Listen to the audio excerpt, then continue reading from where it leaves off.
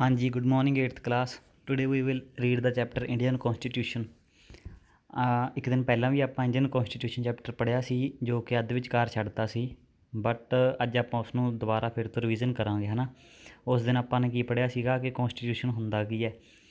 Example ਆਪਾਂ ਦੱਸੀ ਸੀ ਕਿ ਫੁੱਟਬਾਲ ਦੇ ਵਿੱਚ ਜਿੱਦਾਂ ਇੱਕ ਰੂਲਸ ਹੁੰਦੇ ਨੇ ਹੈ ਨਾ, ਆਪਾਂ ਉਹ ਫੋਲੋ ਕਰਦੇ ਹਾਂ, ਫਿਰ ਕਿਤੇ ਜਾ ਕੇ ਫੁੱਟਬਾਲ ਦੀ ਗੇਮ ਹੁੰਦੀ ਹੈ ਜਿਹੜੀ ਉਹ ਆਪਾਂ ਵਧੀਆ ਤਰੀਕੇ ਨਾਲ ਖੇਡ ਪਾਉਂਦੇ ਹਾਂ। ਠੀਕ ਹੈ, ਕਿਸੇ ਇੱਕ ਟੀਮ ਦੂਜੇ ਨਾਲ ਧੱਕਾ ਨਹੀਂ ਕਰ ਸਕਦੀ। ਕੁਛ ਪਾਰਟੀਕੂਲਰ ਰੂਲਸ ਹੁੰਦੇ ਨੇ ਜਿਸ ਨੂੰ ਫੋਲੋ ਕਰਕੇ ਇੱਕ ਗੇਮ ਜਿਹੜੀ ਹੈ ਪ੍ਰੋਪਰ ਚੱਲਦੀ ਹੈ। ਉਸੇ ਤਰ੍ਹਾਂ ਇੰਡੀਅਨ ਕੌਂਸਟੀਟਿਊਸ਼ਨ ਜਾਂ ਇਕੱਲਾ ਕੌਂਸਟੀਟਿਊਸ਼ਨ ਆਪਾਂ ਕਹਿ ਸਕਦੇ ਹਾਂ ਇੱਕ ਰੂਲਸ ਦਾ ਸੈੱਟ ਹੈ। ਠੀਕ ਹੈ, ਇੱਕ ਕਿਤਾਬ ਹੈ। ਠੀਕ ਹੈ, ਜਿਸ ਦੇ ਵਿੱਚ ਕੁਛ ਇੱਦਾਂ ਦੇ ਰੂਲਸ ਫੋਲੋ ਕੀਤੇ ਨੇ ਜਿਸ ਦੇ ਨਾਲ ਹਰ ਇੱਕ ਆਮ ਇਨਸਾਨ ਨੂੰ ਪ੍ਰੋਪਰ ਇਨਸਾਫ, ਪ੍ਰੋਪਰ ਨਿਆਂ ਮਿਲ ਸਕਦਾ। ਠੀਕ ਹੈ, ਹਰ ਕਿਸੇ ਦੀ ਜ਼ਿੰਦਗੀ ਨੂੰ ਸੌਖਾ ਰੱਖਣ ਵਾਸਤੇ, ਜ਼ਿੰਦਗੀ ਨੂੰ ਖੁਸ਼ਹਾਲ ਰੱਖਣ ਵਾਸਤੇ, ਆਪਣੇ ਦੇਸ਼ ਨੂੰ ਵਧੀਆ ਬਣਾਉਣ ਵਾਸਤੇ ਕੋਈ ਇੱਕ ਬੁੱਕ ਤਿਆਰ ਕੀਤੀ ਗਈ ਹੈ ਜਿਸ ਦੇ ਵਿੱਚ ਕਿ ਰੂਲਸ ਲਿਖੇ ਹੋਏ ਨੇ ਜਿਨ੍ਹਾਂ ਨੂੰ ਫੋਲੋ ਕਰਕੇ ਆਪਣਾ ਜਿਹੜਾ ਦੇਸ਼ ਹੈ ਉਹ ਵਧੀਆ ਬਣ ਸਕਦਾ, ਆਪਣਾ ਭਵਿੱਖ ਜਿਹੜਾ ਵਧੀਆ ਬਣ ਸਕਦਾ। ਠੀਕ ਹੈ, ਉਸ ਰੂਲਸ ਦੇ ਸੈੱਟ ਨੂੰ ਕੀ ਕਿਹਾ ਗਿਆ? ਕੌਂਸਟੀਟਿਊਸ਼ਨ।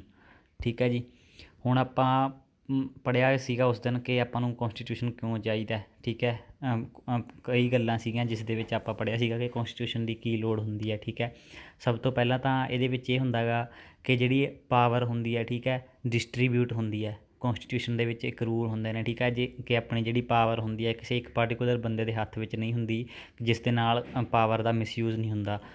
ਹਾਂ, ਇਹ ਵੀ ਹੈ ਕਿ ਜਿਹੜੀ ਪਾਵਰ ਹੁੰਦੀ ਹੈ, ਠੀਕ ਹੈ, ਜਦੋਂ ਮੰਨ ਲਓ ਡਿਸਟਰੀਬਿਊਟ ਹੋ ਜਾਂਦੀ ਹੈ ਉਸ ਦੇ ਨਾਲ ਆਪਣੇ ਦੇਸ਼ ਨੂੰ ਚਲਾਉਣਾ ਹਰ ਇੱਕ ਵੱਖ ਢਾਂਚਾ ਦੇਸ਼ ਦਾ, ਜਿੱਦਾਂ ਆਪਾਂ ਕਹਿ ਲਈਏ ਕਿ ਟ੍ਰੈਫਿਕ ਪੁਲਿਸ ਦੇ ਅਲੱਗ ਰੂਲਸ ਹੁੰਦੇ ਨੇ। ਠੀਕ ਹੈ, ਆਪਣੀ ਜਿਹੜੀ ਸਿਵਲ ਪੁਲਿਸ ਹੁੰਦੀ ਹੈ ਉਸ ਦੇ ਅਲੱਗ ਰੂਲਸ ਹੁੰਦੇ ਨੇ। ਅਲੱਗ ਚੀਜ਼ਾਂ ਨੂੰ ਚਲਾਉਣ ਵਾਸਤੇ ਅਲੱਗ ਰੂਲਸ ਅਤੇ ਅਲੱਗ ਪਾਵਰ ਡਿਸਟਰੀਬਿਊਟ ਕੀਤੀ ਹੋਈ ਹੈ। Now we will read further where we have left. ਇੱਥੇ ਇੱਕ ਪਿਕ ਸੀ ਜਿਸ ਦੇ ਵਿੱਚ ਇਹ ਵਾਲੀ ਇੱਥੇ ਪੜ੍ਹੋ, ਦੇਖੋ ਕੀ ਲਿਖਿਆ। In 1934 the Indian National Congress made the demand for constituent assembly. 1934 ਦੇ ਵਿੱਚ ਜਿਹੜਾ ਇੰਡੀਅਨ ਨੈਸ਼ਨਲ ਕਾਂਗਰਸ ਸੀ ਉਸ ਸਮੇਂ ਦੀ, ਉਸ ਨੇ ਡਿਮਾਂਡ ਕੀਤੀ ਕਿ ਸਾਨੂੰ ਇੱਕ ਅਲੱਗ ਕੌਂਸਟੀਟਿਊਸ਼ਨ ਅਸੈਂਬਲੀ ਚਾਹੀਦੀ ਹੈ ਸਾਡੇ ਦੇਸ਼ ਦੇ ਲੋਕਾਂ ਵਾਸਤੇ, ਕੌਂਸਟੀਟਿਊਸ਼ਨ ਬਣਾਉਣ ਵਾਸਤੇ। ਠੀਕ ਹੈ, ਜੋ ਕਿ ਹੁਣ 1934 ਦੇ ਵਿੱਚ ਕੀ ਸੀਗਾ, 1934 ਦੇ ਵਿੱਚ ਉਹਨਾਂ ਨੇ ਡਿਮਾਂਡ ਕਰਤੀ। ਠੀਕ ਹੈ, ਬਟ ਹੌਲੀ ਜਾ ਕੇ 1939 ਦੇ ਵਿੱਚ ਕੀ ਹੋਇਆ, ਸੈਕੰਡ ਵਰਲਡ ਵਾਰ ਸਟਾਰਟ ਹੋ ਗਈ ਜੋ ਕਿ ਚੱਲੀ 1946 ਤੱਕ। ਸੋ ਉਦੋਂ ਤੱਕ ਤਾਂ ਇਹਨਾਂ ਦੀ ਕੁਛ ਨਹੀਂ ਸੁਣੀ ਗਈ। ਠੀਕ ਹੈ, ਸੋ ਦਸੰਬਰ ਦੇ ਵਿੱਚ ਦਸੰਬਰ 1946 ਦੇ ਵਿੱਚ ਜਾ ਕੇ ਜਿਹੜੀ ਕੌਂਸਟੀਟਿਊਸ਼ਨ ਅਸੈਂਬਲੀ ਹੈ ਜਿਹੜੀ ਉਹ ਇੱਕ ਫਾਰਮ ਹੋ ਗਈ। ਠੀਕ ਹੈ, ਪਾਰਟੀਕੂਲਰ ਟੀਮ ਤਿਆਰ ਹੋ ਗਈ। ਠੀਕ ਹੈ, ਜੋ ਕਿ ਸੀ 389 ਪਰਸਨਸ ਦੀ, ਆਪਣੀ ਬੁੱਕ ਦੇ ਵਿੱਚ ਇਹ ਮੈਂਸ਼ਨ ਨਹੀਂ ਕੀਤਾ ਹੋਇਆ। ਠੀਕ ਹੈ, 389 ਪਰਸਨਸ ਦੀ ਟੀਮ ਤਿਆਰ ਹੋਈ ਜਿਸ ਦੇ ਵਿੱਚੋਂ ਕੁਛ ਆਏ ਕੁਛ ਨਹੀਂ ਆਏ। ਠੀਕ ਹੈ, ਜਿਨ੍ਹਾਂ ਨੇ ਮਿਲ ਕੇ ਦਸੰਬਰ 1946 ਤੋਂ ਲੈ ਕੇ ਨਵੰਬਰ 1949 ਤੱਕ, ਯਾਨੀ ਕਿ ਨਵੰਬਰ 1949 ਤੱਕ ਆਪਣਾ ਜਿਹੜਾ ਕੌਂਸਟੀਟਿਊਸ਼ਨ ਹੈ ਉਹ ਤਿਆਰ ਕਰ ਲਿਆ ਸੀ। ਇਸ ਨੂੰ ਬਣਾਉਣ ਦੇ ਵਿੱਚ 2 ਸਾਲ 11 ਮਹੀਨੇ 18 ਦਿਨ ਲੱਗੇ ਸੀ। ਠੀਕ ਹੈ, ਇਹ ਤੁਸੀਂ ਯਾਦ ਰੱਖਣਾ ਗਾ। ਅਤੇ ਨੈਕਸਟ ਹੁਣ ਆਪਾਂ ਕੀ ਪੜ੍ਹੀਏ, ਹੁਣ ਆਪਾਂ ਇਸ 'ਤੇ ਪੜ੍ਹਦੇ ਹਾਂ ਕੀ ਫੀਚਰਸ ਕਿਹੜੇ ਹੁੰਦੇ ਨੇਗੇ ਹੈ ਨਾ। ਕਿੱਥੇ ਗਿਆ ਕੀ ਫੀਚਰਸ ਵਾਲਾ, ਆ ਸੀਗਾ ਇੰਡੀਅਨ ਕੌਂਸਟੀਟਿਊਸ਼ਨ ਦੇ ਕੀ ਫੀਚਰਸ ਹੁੰਦੇ ਨੇ, ਮੇਨ ਫੀਚਰਸ ਜਿਨ੍ਹਾਂ ਨੂੰ ਮਤਲਬ ਕਿ ਧਿਆਨ ਦੇ ਵਿੱਚ ਰੱਖਦੇ ਹੋਏ, ਠੀਕ ਹੈ, ਜਿਨ੍ਹਾਂ ਨੂੰ ਸਭ ਤੋਂ ਪਹਿਲ ਦੇ ਆਧਾਰ 'ਤੇ ਜਿਨ੍ਹਾਂ ਨੂੰ ਦਿਮਾਗ ਦੇ ਵਿੱਚ ਰੱਖਿਆ ਗਿਆ ਕਿ ਹਾਂ ਆਪਾਂ ਇਹ ਚੀਜ਼ਾਂ ਜ਼ਰੂਰ ਮਤਲਬ ਕਿਤੇ ਨਾ ਕਿਤੇ ਆਪਣੇ ਕੌਂਸਟੀਟਿਊਸ਼ਨ ਦੇ ਵਿੱਚ ਐਡ ਕਰਨੀਆਂ ਨੇ। ਸਭ ਤੋਂ ਪਹਿਲਾ ਕੀ ਫੀਚਰ ਸੀਗਾ? ਫੈਡਰਲਿਜ਼ਮ ਹੁੰਦਾ ਕੀ ਹੈ ਬੱਚੇ? ਸਭ ਤੋਂ ਪਹਿਲਾਂ ਮੰਨ ਲਓ ਆਪਣੇ ਦੇਸ਼ ਦਾ ਪ੍ਰਧਾਨ ਮੰਤਰੀ ਹੈ, ਠੀਕ ਹੈ, ਸਾਰੀਆਂ ਪਾਵਰਸ ਉਹਦੇ ਕੋਲ ਨੇ ਮੰਨ ਲਓ ਆਪਾਂ ਕਹਿਤਾ। ਠੀਕ ਹੈ, ਕਿਤੇ ਨਾ ਕਿਤੇ ਇਹਦੇ ਵਿੱਚ ਨੁਕਸਾਨ ਕੀ ਹੈਗਾ? ਸਭ ਤੋਂ ਪਹਿਲਾ ਨੁਕਸਾਨ ਤਾਂ ਇਹ ਹੈ ਵੀ ਉਹ ਪ੍ਰੋਪਰਲੀ ਕੰਮ ਨਹੀਂ ਕਰ ਪਾਊਗਾ, ਉਹਨੂੰ ਨਹੀਂ ਪਤਾ ਲੱਗਣਾ ਕਿ ਸੈਂਟਰ ਲੈਵਲ 'ਤੇ ਕੀ ਹੋ ਰਿਹਾ ਹੈ, ਸਟੇਟ ਲੈਵਲ 'ਤੇ ਕੀ ਹੋ ਰਿਹਾ, ਅਤੇ ਆਪਣਾ ਜਿਹੜਾ ਲੋਕਲ ਵਿਲੇਜ ਲੈਵਲ ਹੈ, ਠੀਕ ਹੈ, ਉਸ 'ਤੇ ਕੀ ਹੋ ਰਿਹਾ। ਮਤਲਬ ਕਿ ਫੈਡਰਲਿਜ਼ਮ ਕੀ ਕਰਦਾ ਹੈਗਾ? ਡਿਸਟਰੀਬਿਊਸ਼ਨ ਆਫ ਪਾਵਰ ਆਪਣੇ ਡਿਫਰੈਂਟ ਲੈਵਲਸ ਦੇ ਵਿੱਚ।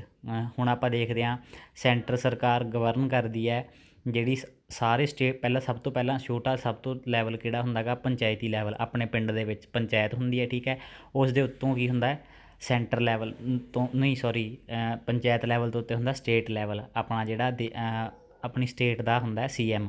ਠੀਕ ਹੈ, ਅਤੇ ਜਿਹੜਾ ਸੈਂਟਰ ਲੈਵਲ 'ਤੇ ਗਵਰਨ ਕਰਦਾ, ਜਿਹੜਾ ਸਾਰੇ ਸਟੇਟਸ ਨੂੰ ਬਰਾਬਰ ਰੱਖ ਕੇ, ਠੀਕ ਹੈ, ਉਹਨਾਂ ਦਾ ਨਿਗਰਾਨੀ ਕਹਿ ਸਕਦੇ ਹਾਂ, ਉਹਨਾਂ ਦਾ ਪਾਵਰ ਜਿਹੜੀ ਉਹਨਾਂ ਦੇ ਉੱਤੋਂ ਦੀ ਕਿਸ ਦੇ ਹੱਥ 'ਚ ਹੁੰਦੀ ਹੈ, ਸੈਂਟਰ ਲੈਵਲ, ਜੋ ਕਿ ਹੁੰਦਾ ਆਪਣਾ PM, ਠੀਕ ਹੈ। ਇਸ ਤਰ੍ਹਾਂ 3 ਲੈਵਲਸ ਦੇ ਵਿੱਚ ਜਿਹੜੀ ਆਪਣੇ ਫੈਡਰਲਿਜ਼ਮ ਦੇ ਅਕੋਰਡਿੰਗ 3 ਲੈਵਲਸ ਦੇ ਵਿੱਚ ਜਿਹੜੀ ਪਾਵਰ ਹੈ ਡਿਸਟਰੀਬਿਊਟ ਕੀਤੀ ਜਾਂਦੀ ਹੈ। ਇਸ ਦੇ ਨਾਲ ਪਾਵਰ ਦਾ ਮਿਸਯੂਜ਼ ਵੀ ਨਹੀਂ ਹੁੰਦਾ ਅਤੇ ਜਿਹੜੀ ਵਰਕਿੰਗ ਆਫ ਗਵਰਨਮੈਂਟ ਸਮੂਥਲੀ ਚੱਲਦੀ ਹੈ, ਠੀਕ ਹੈ।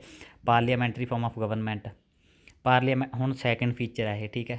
Parliamentary form of government, parliamentary form of government ਦਾ ਮਤਲਬ ਹੁੰਦਾ ਗਾ ਕਿ ਆਪਾਂ ਜਿੱਦਾਂ ਹੁਣ ਪਹਿਲਾਂ ਹੁੰਦਾ ਆ ਰਿਹਾ ਸੀ, ਠੀਕ ਹੈ, ਕਿ ਮਨਮਰਜ਼ੀ ਦੇ ਰਾਜੇ ਸੀ ਆਪਣੇ ਦੇਸ਼ ਨੂੰ ਇੰਡੀਪੈਂਡੈਂਸ ਤੋਂ ਪਹਿਲਾਂ।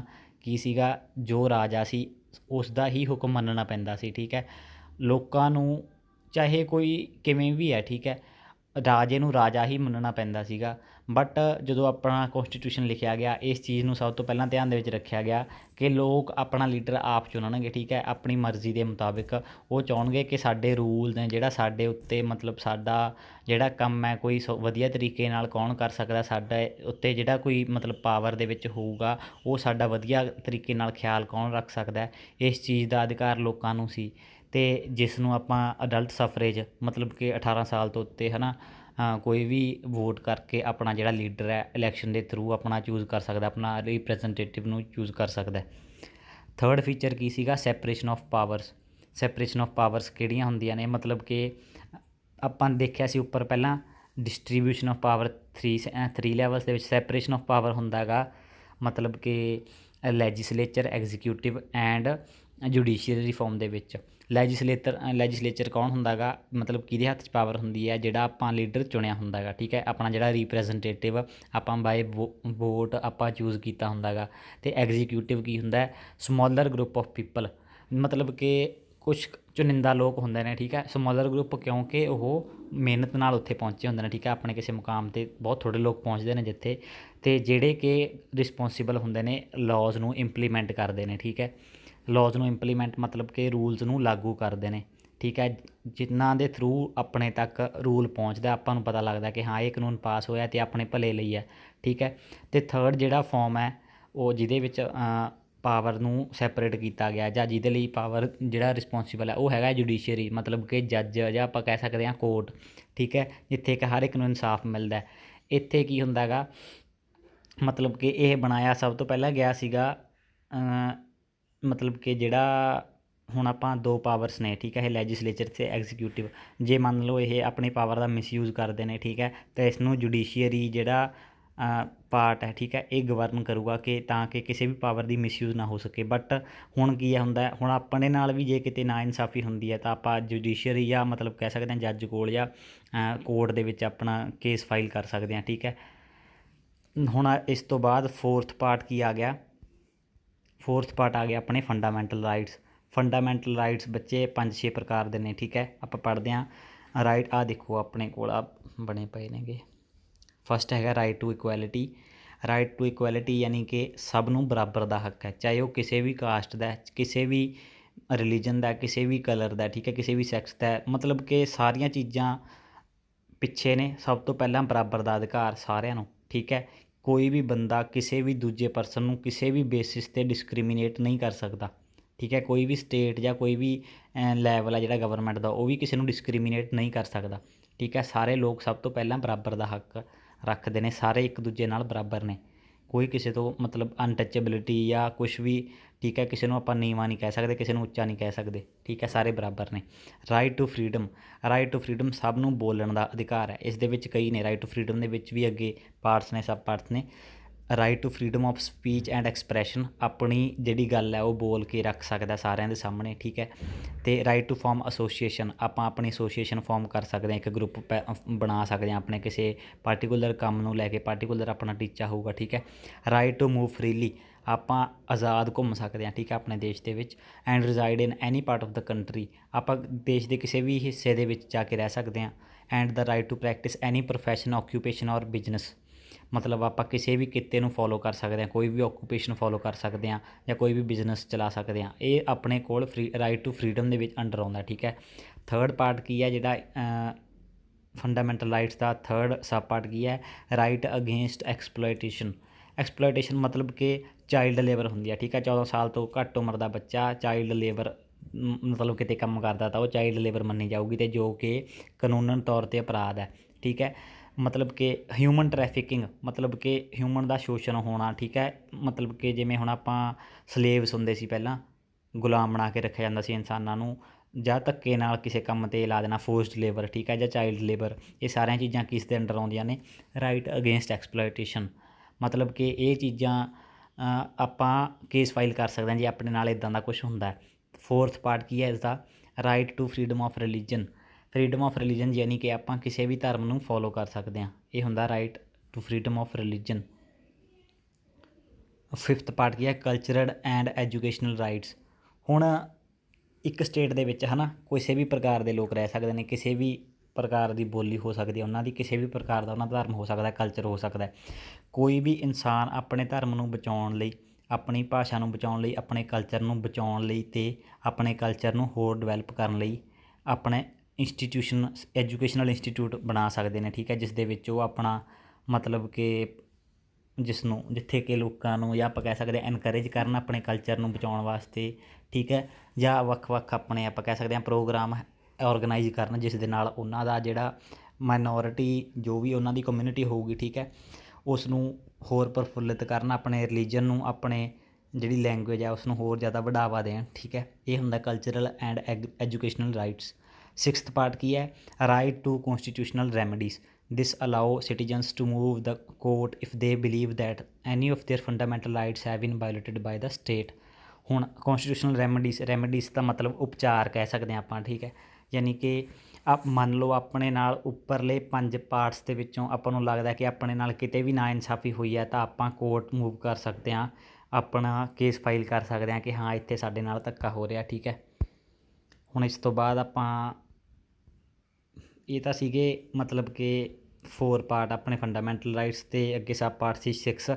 ਫਿਫਥ ਪਾਰਟ ਆ ਗਿਆ ਕੀ ਫੀਚਰ ਦਾ, ਮਤਲਬ ਕਿ ਕੀ ਫੀਚਰਸ ਨੇ ਜਿਹੜੇ, ਉਹਦੇ 4 ਪਾਰਟਸ ਆਪਾਂ ਪੜ੍ਹ ਲਏ ਫੰਡਾਮੈਂਟਲ ਰਾਈਟਸ ਤੱਕ। ਫਿਫਥ ਪਾਰਟ ਆ ਗਿਆ ਸੈਕੂਲਰਿਜ਼ਮ। ਸੈਕੂਲਰਿਜ਼ਮ ਮਤਲਬ ਕਿ ਕੋਈ ਵੀ ਸਟੇਟ, ਮੰਨ ਲਓ ਇੱਕ ਸਟੇਟ ਦੇ ਵਿੱਚ ਮੰਨ ਲਓ ਕਿ ਮੁਸਲਿਮ ਜ਼ਿਆਦਾ ਨੇ, ਜਾਂ ਹਿੰਦੂ ਜ਼ਿਆਦਾ ਨੇ, ਜਾਂ ਸਿੱਖ ਜ਼ਿਆਦਾ ਨੇ, ਬਟ ਉਹ ਸਟੇਟ ਦੇ ਵਿੱਚ ਇਹ ਨਹੀਂ ਹੋਣਾ ਚਾਹੀਦਾ ਕਿ ਇੱਕ ਰਿਲੀਜਨ ਨੂੰ ਹੀ ਜ਼ਿਆਦਾ ਪ੍ਰਮੋਟ ਕੀਤਾ ਜਾਵੇ। ਜਿੱਦਾਂ ਹੁਣ ਮੰਨ ਲਓ ਆਪਣੇ ਸਰਕਾਰੀ ਸਕੂਲ ਹੁੰਦੇ ਨੇ ਹੈ ਨਾ, ਉਸ ਦੇ ਵਿੱਚ ਇਹ ਨਹੀਂ ਹੁੰਦਾ ਕਿ ਜੇ ਆਪਣਾ ਸਿੱਖ ਧਰਮ ਦਾ ਕੋਈ ਤਿਉਹਾਰ ਹੈ ਉਸ ਨੂੰ ਜ਼ਿਆਦਾ ਮਨਾਇਆ ਜਾਵੇ ਅਤੇ ਦੂਸਰੇ ਧਰਮ ਦਾ ਜਿਹੜਾ ਤਿਉਹਾਰ ਹੈ ਉਸ ਨੂੰ ਮਤਲਬ ਕਿ ਨਾ ਮਨਾਇਆ ਜਾਵੇ ਹੈ ਨਾ। ਸੈਕੂਲਰਿਜ਼ਮ ਦਾ ਮਤਲਬ ਸਾਰੇ ਧਰਮਾਂ ਨੂੰ ਬਰਾਬਰਤਾ ਦੇਣੀ, ਬਰਾਬਰ ਪ੍ਰਮੋਟ ਕਰਨਾ। A secular state is one in which the state does not officially promote any one religion as the state religion। ਮਤਲਬ ਕਿ ਕਿਸੇ ਇੱਕ ਧਰਮ ਨੂੰ ਅੱਗੇ ਲਿਆ ਕੇ ਆਪਣੇ ਸਟੇਟ ਦਾ ਰਿਲੀਜਨ ਘੋਸ਼ਿਤ ਕਰ ਦੇਣਾ। ਠੀਕ ਹੈ, ਮੰਨ ਲਓ ਜੇ ਆਪਾਂ ਕਹਿ ਦਈਏ ਕਿ ਪੰਜਾਬ ਹੈ ਜਿਹੜੀ ਉਹ ਸਿੱਖ ਸਟੇਟ ਹੈ, ਇਸ ਨੂੰ ਆਪਾਂ ਇਸ ਤਰੀਕੇ ਨਾਲ ਨਹੀਂ ਪੇਸ਼ ਕਰ ਸਕਦੇ। ਹਾਲਾਂਕਿ ਇਹ ਜ਼ਰੂਰ ਹੈ ਕਿ ਆਪਣੇ ਪੰਜਾਬ ਦੇ ਵਿੱਚ ਸਿੱਖੀਜ਼ਮ ਜ਼ਿਆਦਾ ਹੈ ਕਿਤੇ ਨਾ ਕਿਤੇ ਹੈ ਨਾ, ਬਟ ਆਪਾਂ ਇਹਨੂੰ ਸਿੱਖ ਸਟੇਟ ਆਪਾਂ ਘੋਸ਼ਿਤ ਨਹੀਂ ਕਰ ਸਕਦੇ। ਠੀਕ ਹੈ ਜੀ, ਇਹ ਹੁੰਦਾ ਸੈਕੂਲਰਿਜ਼ਮ। ਸੋ ਇਹ ਸੀ ਆਪਣਾ ਚੈਪਟਰ ਬੱਚੇ। ਹੁਣ ਇਸ ਤੋਂ ਬਾਅਦ ਮੈਂ ਤੁਹਾਨੂੰ ਇਸ 'ਤੇ ਕੁਐਸਚਨ ਆਨਸਰ ਸੈਂਡ ਕਰ ਦਾਂਗਾ। ਠੀਕ ਹੈ, ਇੱਕ ਵਾਰੀ ਆਪਣਾ ਫਿਰ ਤੋਂ ਰਿਵਾਈਜ਼ ਕਰ ਲਿਓ। Thank you.